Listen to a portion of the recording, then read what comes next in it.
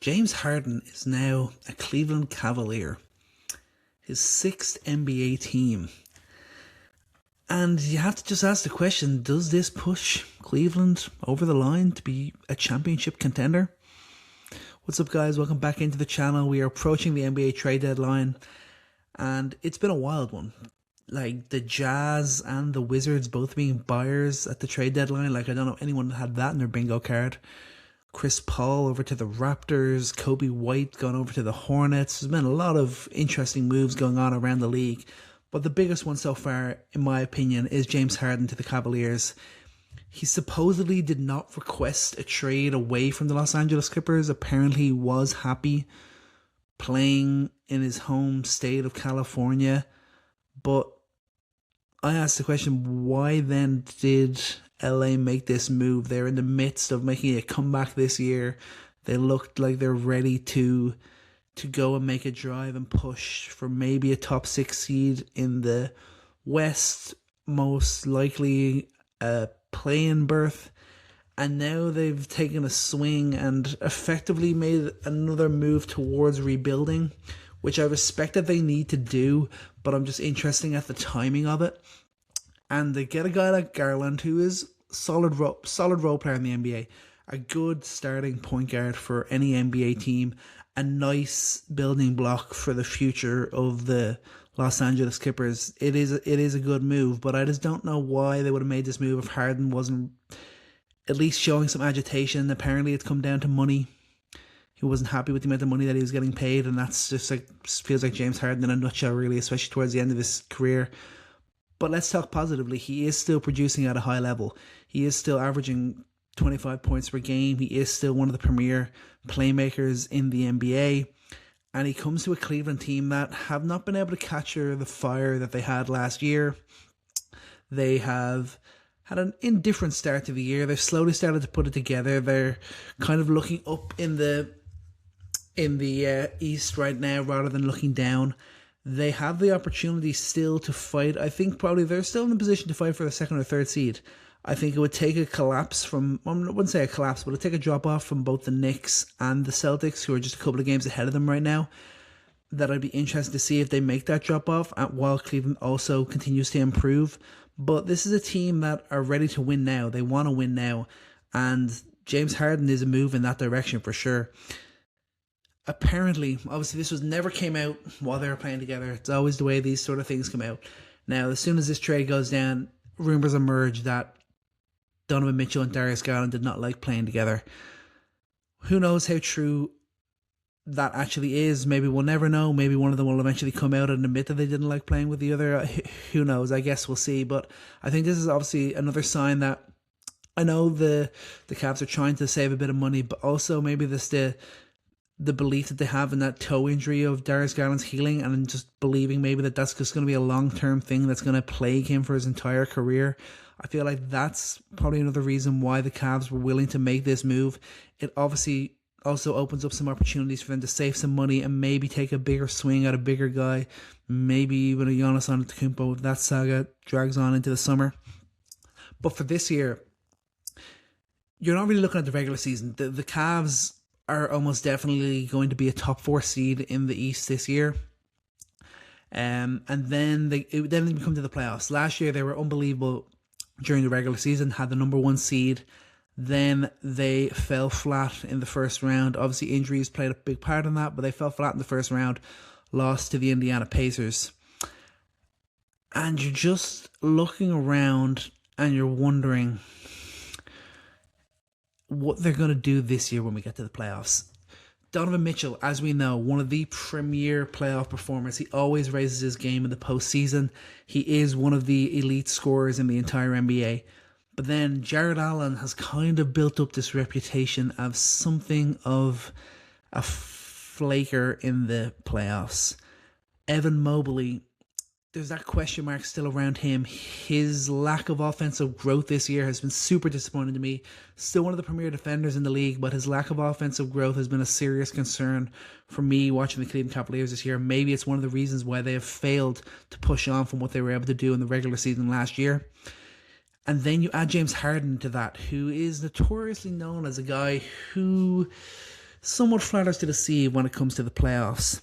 But at the same time, I think you could still have the belief that he's going to be a better scorer and also a better all-round playmaker and offensive threat than a Darius Garland. So most of the criticism that comes Harden's way when it comes to being a flaker in the playoffs, some of it justified, no doubt. He has had some mediocre runs in the playoffs, but also it's just like the element of you're an MVP, you're a multi-time scoring champ, but why have you not been able to lead a team to the NBA Finals or a chip? That's kind of the main thing we hold against James Harden. So you add him into this bunch, and you look at this team then, and you're thinking, do they have enough? I'm not so sure that they do. I mean, obviously Darius Garland was no premier defender, but Harden is probably even a worse defender than he is, especially at the age that he's at. He's kind of in that ilk that we also see from like a LeBron James. I know he's a few years younger, but and he was never really any close to the defender that LeBron was. But he really just puts in all his kind of effort to deliver on the offensive end. So like defensively, they're gonna take an extra step back there. They already weren't the most impressive defensive team, but you add Harden into that, and it's only going to get worse. It ain't going to get better. They're going to be heavily reliant on their two big lineup to really be able to hold down the fort for them defensively. Offensively, I just wonder, do they have enough scoring even with Harden in there? Like, we know how good Mitchell is, but do they have enough scoring when we get to a playoff situation? I just don't know. I look at the Pistons, and obviously we have to see what they go and do this year. This is a Pistons team that were beaten by the Knicks in the first round of the playoffs last year, but have come back this year with intent, and they look like they're almost definitely going to be the number one seed in the Eastern Conference. They look determined to go and not only beat the Knicks in the playoffs this year, but also be the Eastern Conference representative in the NBA Finals. So I don't know if the Cavs can take down that Pistons team, and I certainly don't believe that they'll take down the Knicks. I think if the Knicks and the Cavs go head-to-head over a 7-game series, I'd be very confident the Knicks being able to win that in 5 or 6 games. The Celtics, I'd probably still give the edge to Boston in my own mind, but at the same time, just without Jason Tatum, I feel like the Cavs could potentially have a chance there. The 76ers, if they're healthy, that's still a question mark. I don't believe that this trade is really pushes the boat out for this Cavs team. I don't believe that this automatically makes them a championship contender. I think this is potentially a move that, I guess it's a win now move. They are in win now mode, but I think it's more of an opportunity to open up some money so maybe they can make another big swing, because I don't believe that James Harden is the future partner for Donovan Mitchell in a Cavs team that year on year is considered one of the favorites in the Eastern Conference, which is the position that they want to put themselves in. And I just don't see how that's the future. It wouldn't be surprising if they weren't to renew James Harden. Apparently he wants more money. I don't know why the Cavs would give him more money, but I'd be interested to see where they go from here. It feels like something of a stepping stone move. I feel like this is going to be the set for the year. I'd be surprised if they were to go and try and make another big swing before the deadline. But I think this is not long term. This is a short term move to move some money around and put them in a better position to make another move. For you Cavs fans out there, I'd love to hear from you in the comments. What are your thoughts? Where do you think this team is now? Do you think they're in a better position without Darius Garland and with James Harden?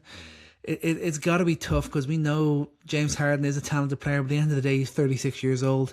He's only going to get worse from here. He's not going to get better. And I know you could make the argument, Stephen A. Smith made the argument today, that they're arguably the best offensive backcourt in basketball. And sure, yeah, you can absolutely make that argument. Donovan Mitchell, right up there in terms of scoring and playmaking and just all-around offensive aura. James Harden used to be that, and he's still pretty damn good. You know he can get hot. You know he is still capable of dropping 40 on any given night. You know he can provide that playmaking that takes that extra bit of pressure off Donovan Mitchell, and that should stand to them when we get to the playoffs. I still just don't believe that they really have enough offense to really make a deep playoff run this year. As it stands, in terms of obviously everyone healthy, I probably have them as the the fourth best team in the Eastern Conference. What I believe will be the situation when we actually get to the playoffs. They probably are the third best team after the Pistons and the Knicks. Just, with Philly, will Embiid actually be healthy then? With Boston, will Vucevic really make that difference? Without Tatum, do they really have enough to make that big swing? Orlando still got their question marks. The Raptors definitely still have their question marks. So I think on paper they still feel like they haven't really move the needle that much with this move, and that is why I just believe that it is a short-term look for a potential bigger gain in the future. This Harden move is a move to allow the Cavaliers that little bit more flexibility, so maybe there's a bigger move that can be made in the offseason that could get them right back up to being a contender for the number 1 seed in the East and right back into where they believe is a perennial championship contender for the next 3, 4, 5 years with Donovan Mitchell as the lead star of this team. That's where Cleveland is going. That's what they're hoping for. I just don't believe that it's going to really switch anything for them this year. But hey, that's just my opinion. You guys let me know in the comments what you think. I'd love to hear from some Cavs fans where your head's at right now. I'd love to hear from you Harden stands. What do you think? Like does this affect his legacy? Is this him really wanting to win, or is he just really all about looking to get paid over the final years of his career? Tough to say. Harden is a guy who's never really cared, but he's also a guy that flatters to deceive in the biggest moments, so it's kind of hard to really say he's still about legacy in the NBA. But hey,